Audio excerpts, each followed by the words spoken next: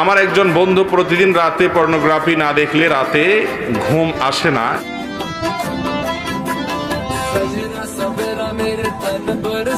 এ থেকে মুক্তির উপায় কি? দেখুন, তরুণ প্রজন্মের একটা বড় অংশ, শুধু তরুণরা না, যারা অতরুণ আছেন, বয়স পরিপক্ক, এরকম লোকদের মধ্যে পর্নোগ্রাফির আসক্তি আজ চরমে পৌঁছেছে। ঘরে ঘরে জনে জনে এই রোগটা, এমনকি পুরুষদের পাশাপাশি নারীদের মধ্যেও। ভাইরা আমার, ভেতরে ভেতরে আমাদেরকে শেষ করে দিচ্ছে এই পর্নোগ্রাফির কারণে। এই সমস্ত বাজে নেশা এবং এডিকশনের কারণে ঘরে ঘরে স্বামী স্ত্রীর মধ্যে কোনো ভালোবাসা নাই, সম্প্রীতি নেই। যারা এগুলোতে আসক্ত হয়, সবচেয়ে নগদ শাস্তি হলো তাদের দাম্পত্য জীবনের সুখ শান্তি প্রায় অলমোস্ট হারাম হয়ে যায়। যে যুবক পর্নোগ্রাফি দেখতে দেখতে দেখতে দেখতে সে ক্লান্ত, এটা তার মধ্যে নেশায় পরিণত হয়ে গেছে, তার উপর আল্লাহর পক্ষ থেকে সবচেয়ে বড় শাস্তি হলো দাম্পত্য জীবনে স্ত্রীর সাথে তার কোনো ভালোবাসা হয় না। এটা অভিজ্ঞতা প্রমাণ করে, অসংখ্য অজস্র অভিজ্ঞতা এর জন্য রয়েছে।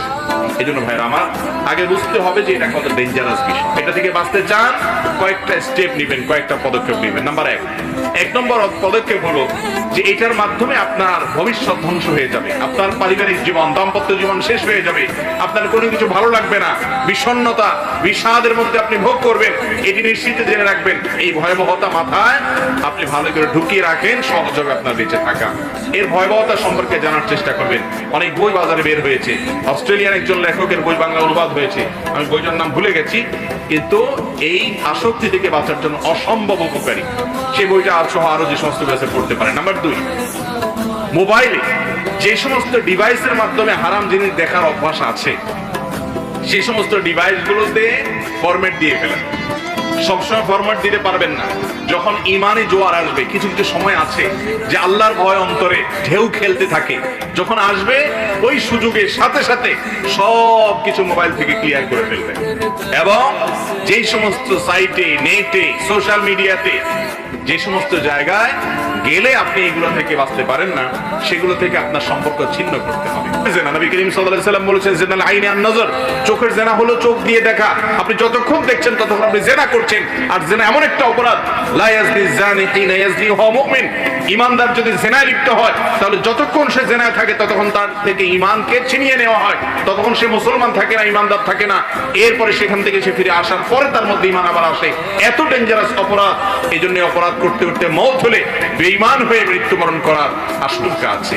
4 নম্বর, পর্নো আসক্তি থেকে মুক্তি লাভের জন্য বিশেষভাবে আপনাকে নির্জনতা পরিহার করতে হবে। মাস্টারবেশনের যে বদভ্যাস, হস্তমৈথুনের যে বদভ্যাস, সেখান থেকেও মুক্তি লাভের জন্য এই ফর্মুলাগুলো অত্যন্ত কার্যকর। আমি ব্যক্তিগতভাবে বহু যুবকের কথা জানি, যে যুবকরা হয়তো তাদের এই সমস্ত পাপাচারে লিপ্ত ছিলেন, কিন্তু একটা সময় তারা এই পরামর্শগুলো মেনে তাদের জীবনকে পরিবর্তন করেছেন, আলহামদুলিল্লাহ। অতএব 4 নম্বরে আমলটা, মাস্টারবেশনে যারা আসক্ত এবং যারা পর্নোগ্রাফিতে আসক্ত, তাদের জন্য উপকারী। সেটা হলো যে নির্জনতা পরিহার করতে হবে। কারণ এগুলা নির্জনে মানুষ দেখার সুযোগ পায়। যথাসম্ভব একাকী থাকবেন না, মানুষের মধ্যে থাকবেন। যেখানে থাকবেন সেখানে অন্য মানুষ আপনার কক্ষে ঢুকাবেন। যত বেশি নির্জনতা অ্যাভয়েড করতে পারবেন, তত বেশি ইজি হবে।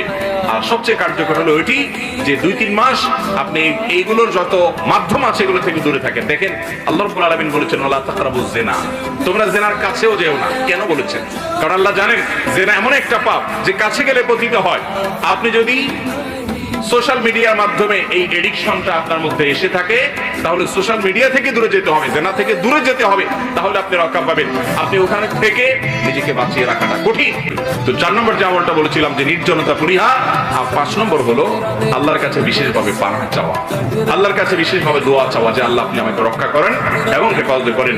কোন মুসলমানের যদি হিম্মত থাকে যে আমি বদভ্যাস ছাড়বো, আল্লাহর জমিনে এমন কোন বদভ্যাস নাই, এমন কোন খারাপ কাজ নাই যেটা মানুষ ছাড়তে পারে না।